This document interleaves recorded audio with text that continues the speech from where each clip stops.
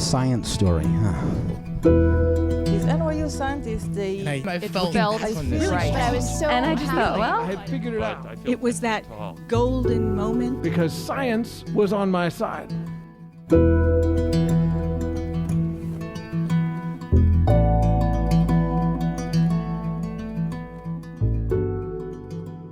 Hey everybody, welcome to the Story Collider, where we bring you true personal stories about science. I am your host, Erin Barker. And I'm Liz Neely. And this week we're presenting stories from science journalists who have found themselves on the scene of traumatic events. And these stories are really about what it means to bear witness to tragedy, which is something that we think about a lot at Story Collider. So when I joined Story Collider initially, I did not realize what I was getting into. I just thought, oh, stories about science, right? But really quickly, I realized that as story producers, we were asking people not just to talk about what was sometimes a profoundly difficult life experience, but specifically like to tell us that story, to relive those memories and walk through them together.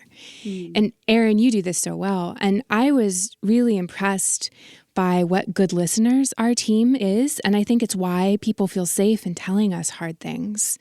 And I remember, there would be times when a storyteller would then ask like, oh, is it okay if I tell this part of my story?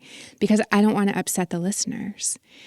And that kind of broke my heart. And it also made me realize that if we wanted to take care of our storytellers, but also our producers and our audiences to the best of our ability, we needed professional help. Totally. And luckily we found that. Exactly. Go to the experts.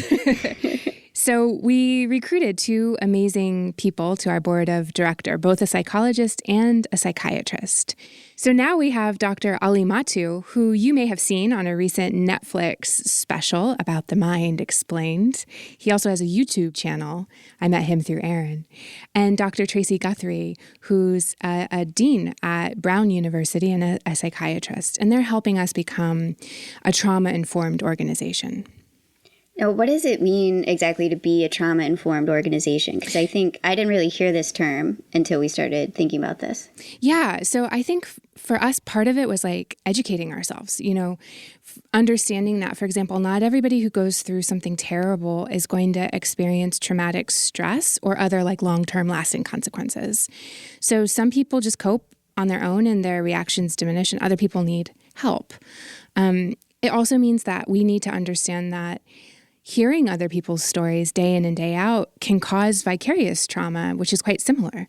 And basically, I think really what it comes down to is like really appreciating what trauma means and to understand that, I started this by saying we're asking storytellers to dig into these painful experiences, but we understand that this might cause them to be feeling, on guard or anxious or more depressed or feeling helpless as they're working on that story. And so we want to be thoughtful and we want to care for our tellers and our audiences by thinking about this and acknowledging the toll it takes on people. But Erin, we're hardly the first storytelling organization to recognize we're in deep waters on these life stories. Totally, yeah. The Moth, which is sort of the original storytelling organizations, close to my heart for many reasons. But they have this idea that they share with their team about telling stories about scars versus wounds. This idea that this thing that you're telling a story about, this trauma, should be healed. And it's always with you in some way. But it should be healed before you are able to really talk about it in this way. Yeah. And stories can be healing themselves. Yeah. So our first story is from Sarah Kaplan. It was recorded in December 2018 at the Carnegie Institution of Washington in Washington, D.C. The show was presented in partnership with the American Geophysical Union in conjunction with its annual meeting.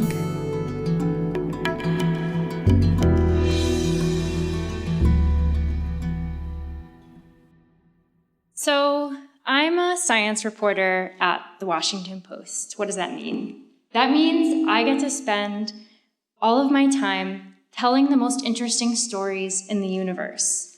When I ask questions of my sources, their faces light up because I've just given them a chance to talk about their favorite subject. And when I publish a story, people's eyes widen because they've just learned something new and fascinating about their universe. Every day, I get to feel wonder and curiosity and awe, and I get to share that feeling with other people. And I'm getting paid for it. What a racket, right? Most days, I think I have the best job in the world, but not on October 2nd, 2017. The night before, a gunman opened fire on a country music festival in Las Vegas. It is the deadliest mass shooting in recent American history. All day at work, this television monitor by my desk keeps flashing updated death counts from the shooting. 12 people, 25 people, 58 people. Part of me just wants to bury myself in the science story I'm writing about bird migration, but another part just can't tear my eyes away from the carnage on that screen. The scope of the tragedy is so devastating that the Washington Post deploys more than a dozen journalists to Las Vegas to cover it. It's all hands on deck. And so when an editor walks to my desk and asks me if I'm available to help, I say yes. I've never covered anything like this before, but I'm heartbroken and angry and I want to do something. And as much as I love my beat, this feels like the kind of story I'm supposed to tell. I'm a journalist and this is my chance to use that to make a difference, I think. So I arrive in Las Vegas and my assignment is to write stories about people who were injured. And my editor tells me to go to the hospital and see if anyone there is there to visit someone who was hurt in the shooting. And I'm standing outside watching people walk past me and everyone looks so exhausted and stricken. And though I go up to people and ask if they want to talk to me, nobody does. One man sort of blows up at me and he says, "Can't you just leave us alone?" After a few hours of this, I go back to my car and cry in the passenger seat, feeling really overwhelmed and really, really guilty as I replay that conversation with that man in my head. It hadn't been 36 hours since the worst moment of his life, and now this total stranger wants to ask a bunch of personal and probing questions about what happened. It just feels wrong. Most of the time when I ask my sources questions, that's how I show them that I care about them as people. But this man's message is perfectly clear. If I really cared about him, I would let him be. By the end of the day, I still haven't found anyone who wants to talk to me. And I go back to my hotel room and call my friend Jessica, who is one of the best journalists I know. And I tell her, I can't do this. I can't bring these people comfort or solace or help. All I'm doing here is making their pain worse. Maybe I shouldn't be here. Maybe I should go back to DC, back to the kinds of science stories I usually cover. Those stories are important, I do believe that, but they feel like lower stakes. All of the life or death questions about dinosaurs were answered 66 million years ago. And nothing I do could cause a black hole to feel grief. But Jessica doesn't buy it. She tells me, "You're there to bear witness. Not everyone is going to be ready to talk about what happened, but if even one person does want to, then it's your job to listen. That's what you are. That's what it means to be a journalist." I'm not totally convinced. It feels like she's talking about someone else, someone wiser and more experienced and accomplished than I am. But her pep talk gives me just enough courage to keep trying. I try to imagine that by bearing witness, I can make some meaning out of all this senselessness. So the next day, not able to bring myself to go back to the hospital, I try a church where I meet a pastor who tells me about some members of her congregation who were there for the shooting. And then she introduces me to this young veteran who ran towards the shooting to help, even as other people were running away. And then he introduces me to Paige Melanson. She was at the music festival with her sister and their mom, Rosemary. The tickets had actually been a Mother's Day gift from the two girls. But Rosemary was shot in the chest, and now she's at the hospital, unconscious. They don't know if she's going to be okay. It turns out that the Melansons are the people that Jessica had told me about, the ones who needed to talk and just wanted someone to listen. I end up spending all day at their house, playing with their dogs and hearing their stories. Paige tells me about how her mom makes the best sausage and sauerkraut. Rosemary's husband, Steve, tells me about visiting his wife at the hospital and seeing her in her bed and wanting to just lie down next to her and hold her.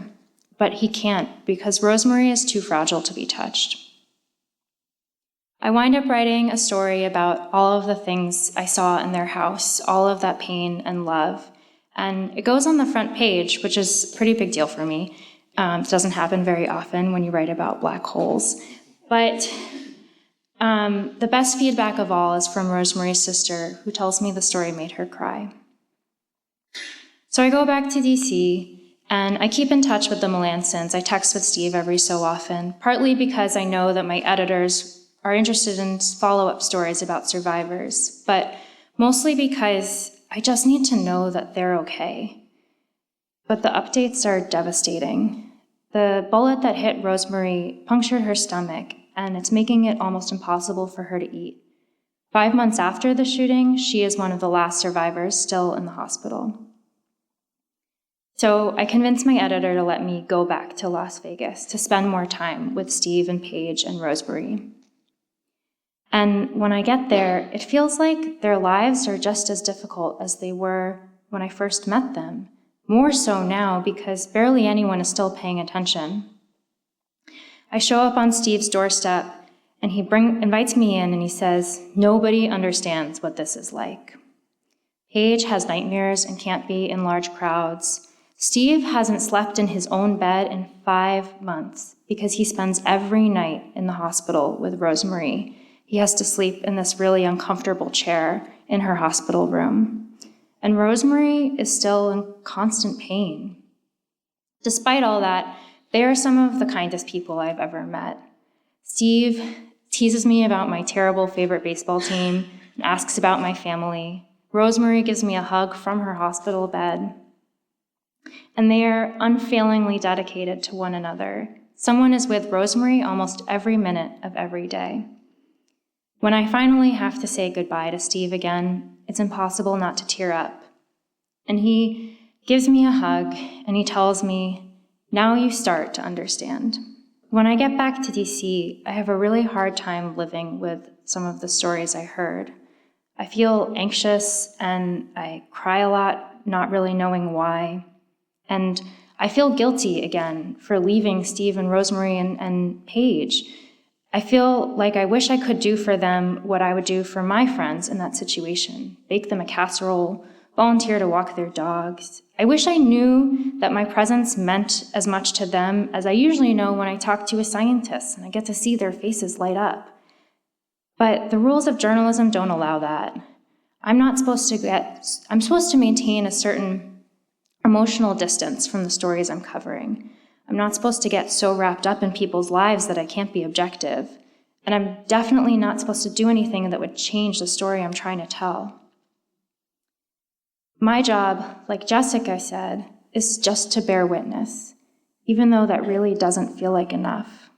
Again, I wonder if I'm able to do what my job asks of me. Eventually, I settle into my old routine. I write about dinosaurs and black holes and exoplanets. And then one day in July, I get a news alert about a very small, very important subatomic particle called a neutrino. Neutrinos are so tiny that they slip through most matter. If you hold out your hand, tens of thousands of them will pass through it, completely unnoticed every minute. But this fact actually makes them really valuable tools for understanding things that happen in the dark corners of the cosmos. If we can capture them, we can learn all kinds of new things about the universe. The neutrino in this experiment that I'm writing about left its galaxy 4 billion years ago, when Earth was just a newborn. For us to detect it, eons of evolution had to happen, intelligent primates had to evolve, that's us, And then we had to know what neutrinos are, and we had to decide to go down to Antarctica and spend a decade digging into the ice to build a detector capable of capturing this one little particle. Listening to the scientists describe it, I say, wow, that is one lucky neutrino that it got caught. And to my surprise, he laughs at me and he says, the neutrino isn't lucky, we are. And for reasons that maybe only make sense in my own nerdy head, that makes me think of the Melancons. I think about how lucky I was to have met these wonderful people, and how sad I would have been if their story had slipped through unnoticed.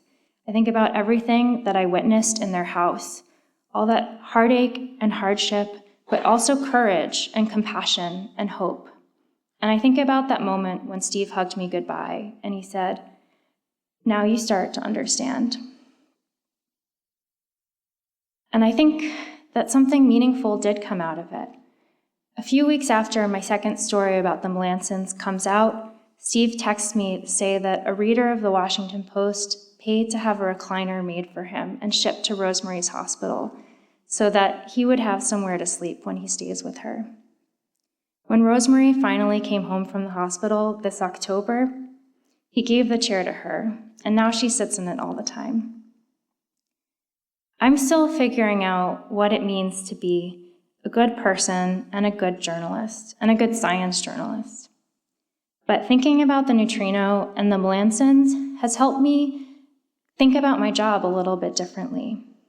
Both stories remind me that change takes understanding, and understanding takes showing up, having patience, bearing witness.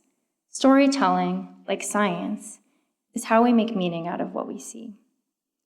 I don't know if it always makes a difference in the world, but it's made the difference to me.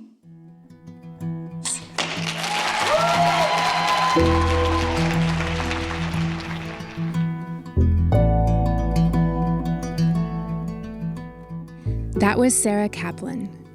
Sarah Kaplan is a science writer at the Washington Post. She went to Georgetown University to study international affairs, but fell in love with science after writing a story about snail teeth. That would make me fall in love with science, too. I want to know. While she was working on the Post's overnight team, so an overnight story about snail's teeth. Oh, man, late night snail teeth. She is now happily diurnal, and she covers news from around the nation and across the universe. I love the part of the story where Sarah's friend tells her, you are there to bear witness. Like, what a powerful statement that is. Those words land with me so heavily. And I think, especially when we are telling science stories or thinking about science in general, we always want to solve problems and fix things, right? It's always about, like, what can science do? But we all know that there are some things science cannot fix and cannot, maybe never will be able to. And so just to sit there with someone, to not flinch away or abandon them or say it's too much, I think is a really powerful human connection.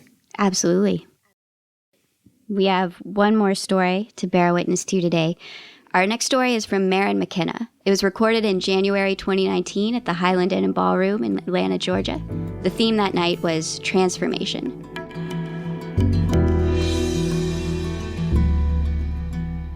On the day after Christmas, 14 years ago, an earthquake tore open the floor of the Indian Ocean. The seabed split north and south, and the shockwaves rippled east and west. On the nearest coasts in Indonesia and in Thailand, the waves rolled backward from the beaches, bunching up under tension like the tightening string of a bow. And then the tension broke, and the waves roared forward, a 30-foot wall of water moving faster than an airliner can fly. The waves swamped harbors and jetties and beaches. They tore up trees and crushed concrete and flung steel boats like they were driftwood. They swirled into villages and sucked away people who were fishing and sunbathing and standing in their kitchens, brewing coffee to start their day. The waves roared back out to the ocean as fast as they had come, and then they calmed and rolled slowly back to the land again. When they reached the scoured beaches, they brought bodies with them.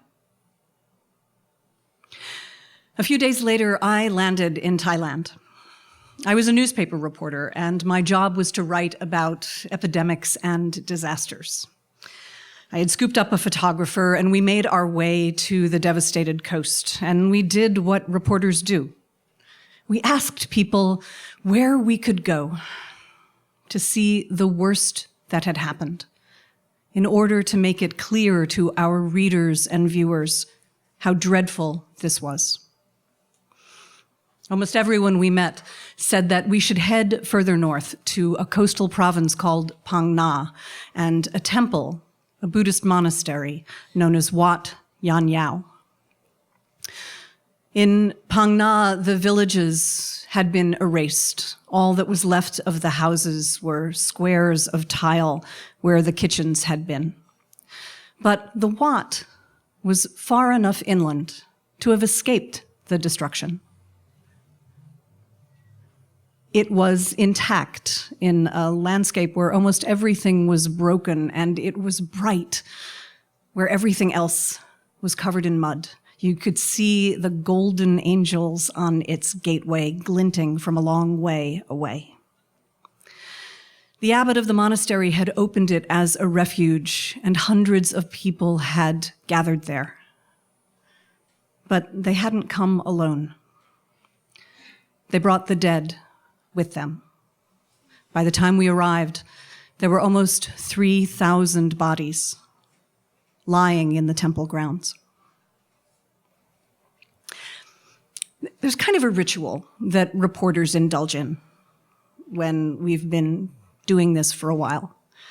If we know each other well, we've been on the road for a while, maybe we've gotten a little drunk, we talk about our first bodies.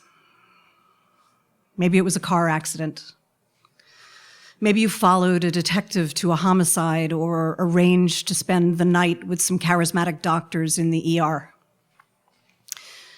If you've been doing this for a while, it's possible that you'll see as many corpses as cops and doctors do. I had seen more than my share already by the time I got to Thailand. I thought I was hardened. I had no idea how wrong I was. It is impossible to describe to you what 3,000 bodies smell like. The sky was blue and the sun was blistering, but the smell was like a fog that you moved through but couldn't see. It had physicality and heft. It clung to our clothing and our skin, and we could smell it even after the Thai military rolled in with a convoy of refrigerated trucks and locked the bodies away.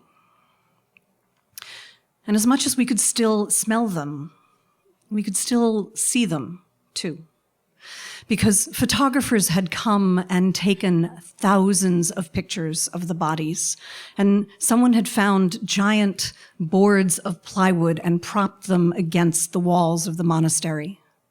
The photographs showed scars and hairlines, birthmarks and tattoos, anything that would help distinguish one anonymous corpse from another.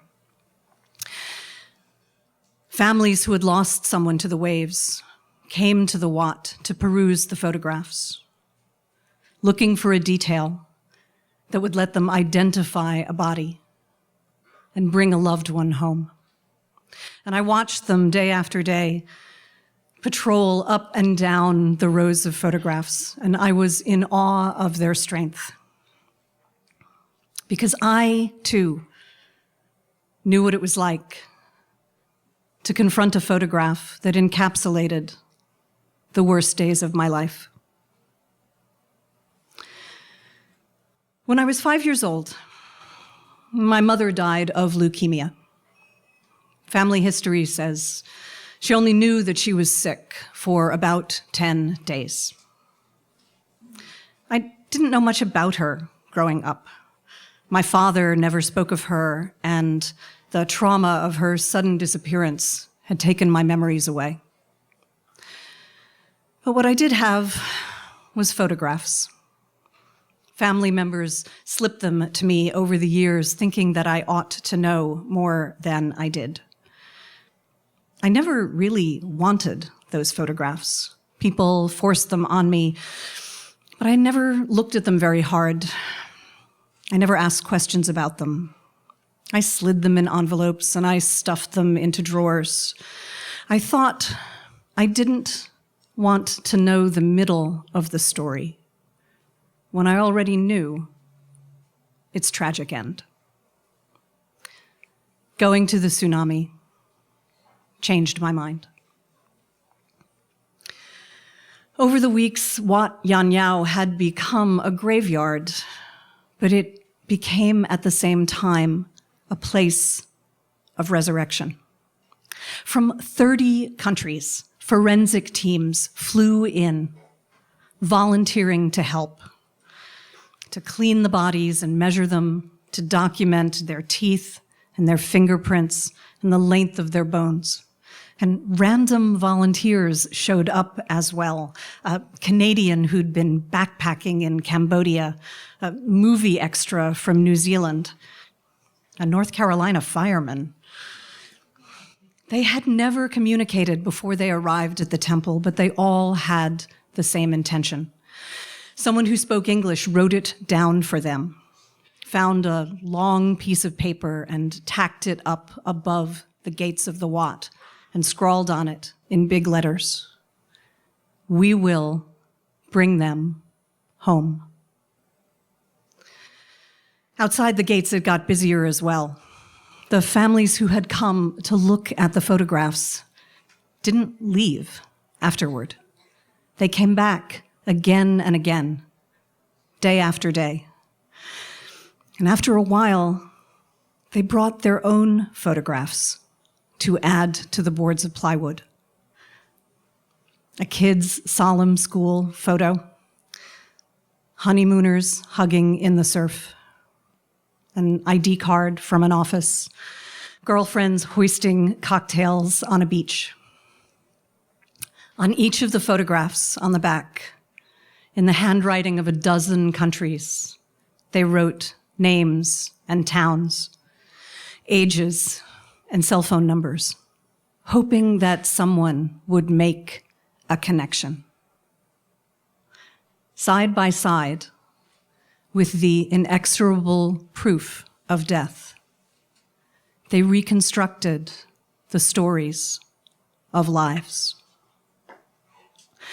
One of the volunteers had been a graphic designer in California, and before he got on the plane, he loaded his laptop up with powerful photo editing programs. He took as his job to work on the photos that had been taken of the dead to improve them, reshaping faces, erasing lacerations, putting back the color in skin and hair. One day, he was working on a picture that looked like it had been a young girl, and another volunteer was watching over his shoulder. And after a moment, she stopped him. She said, "I know her. I've seen her face." The volunteer went running out the gates of the Wat to the boards where the families had added their photographs. She came running back with a picture of a young girl with a pointed chin and a wistful smile. On the back, there was a name and an age and a cell phone number, and she held the photo up against the laptop screen. They matched. The girl's body was in the coolers. Her family could bring her home. After I got back from Thailand, I took out the photos that I had never wanted to look at. I had watched the survivors of the tsunami confront the evidence of the worst thing they could have imagined. I thought it would honor their courage for me to do the same. In the photos that I had never wanted to receive, I saw my mother as a healthy young woman, studying, smiling, getting dressed up to go to church with my grandparents. In some of them, she was holding hands with my father. In some of them, she was holding me. I began to forgive my relatives for pressing those photos on me when I had not wanted them. And I began to understand the message they wanted me to hear, the message I had heard from the tsunami survivors. That when we retrieve the story of a life, we can defy the finality of death. Now, when I think of my mother, I think as well of the volunteers in the temple who ran from all around the world to help. I think of the families, knowing how their loved ones' stories ended, insisting that the end was not all there was to tell. It has been 14 years, and I have never forgotten their lessons. When we are shattered, someone will come to gather the pieces for us. When tragedy takes our stories, someone will arrive to tell them back to us. And when we are most lost, people will run to find us, and they will bring us home. Thank you.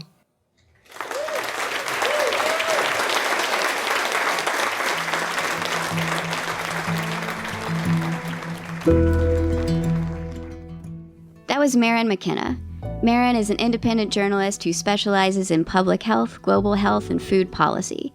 She is a columnist for Wired's Ideas section, a senior fellow at the Schuster Institute for Investigative Journalism at Brandeis University, and the author of the 2017 bestseller Big Chicken, the incredible story of how antibiotics created modern agriculture and changed the way the world eats, which received the 2018 Science and Society Award.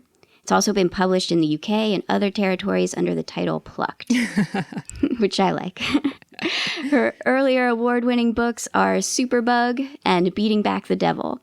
She is one of the stars of the 2014 documentary Resistance, and her 2015 TED Talk, What Do We Do When Antibiotics Don't Work Anymore?, has been viewed 1.6 million times and translated into 33 languages. I suggest not paying attention to that particular talk if you're having a sleepless night. Yeah, Maryn's work wow. is amazing. Yeah. Thank you so much, Sarah and Maryn, for your stories today. Thank you. The Story Collider is great for the support of the Tiffany & Co. Foundation and of Science Sandbox, a Simons Foundation initiative dedicated to engaging everyone with the process of science. Story Collider is led by me, Artistic Director Erin Barker. And me, Executive Director Liz Neely. With help from Deputy Director Nissa Greenberg, Operations Support Manager Lindsay Cooper, and the rest of our amazing team. The stories featured in today's podcast were from shows produced by Miriam Zering-Hallam, Shane Hanlon, Mesa Salida, and Callie Vinyl. The podcast is edited by our podcast team, which includes Zoe Saunders, Jun Chen, and Gwen Hogan. The theme music is by Ghost. Special thanks to the Highland Inn and Ballroom and the Carnegie Institute of Washington for hosting these shows. And to everyone out there bearing witness right now. Thanks for listening.